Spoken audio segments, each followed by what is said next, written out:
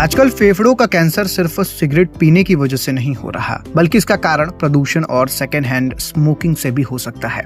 अब इसलिए फेफड़ों का कैंसर दुनिया भर में मृत्यु का प्रमुख कारण बनता जा रहा है। लेकिन सबसे चिंता की बात तो यह है कि फेफड़ों का कैंसर फेफड़ों तक ही सीमित नहीं रहता।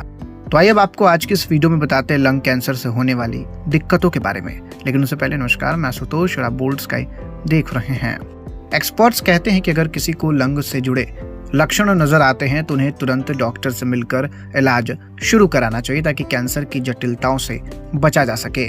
अब ऐसे में सांस लेने में आपको दिक्कतों का सामना करना पड़ सकता है।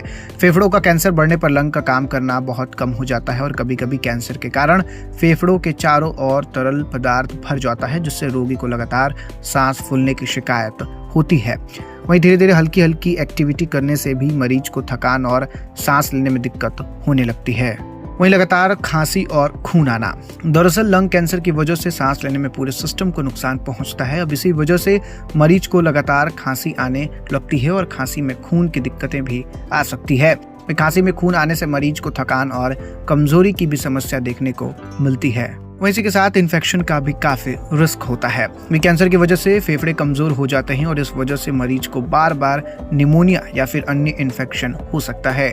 अब इससे इम्यून सिस्टम कमजोर होता है और शरीर इन्फेक्शन को लेकर बहुत ज्यादा सेंसिटिव हो जाता है। वहीं मरीज को इससे बचने के लिए हाथों की सफाई रखनी बहुत जरूरी है। वहीं लंग कैंसर का पूरे शरीर में फैलना, अब जैसे जैसे कैंसर शरीर में बढ़ता है तो कैंसर की गांठ भी मरीज की हड्डियों, दिमाग और लीवर में फैल जाती है। अब इसे मेटास्टैटिक स्टेज कहा जाता है। अब इस स्थिति में मरीज को तेज दर्द, सिर दर्द, दौरे, पीलिया या फिर हड्डियों में टूट फूट जैसी समस्याएं हो सकती है। अब इसी के साथ लंग कैंसर में खून के थक्के भी जमना मामूली बात है। लंग कैंसर में मरीज के शरीर में खून के थक्के जमने का रिस्क काफी ज्यादा बढ़ जाता है। अब इस वजह से मरीज को लकवा होने का भी रिस्क होता है।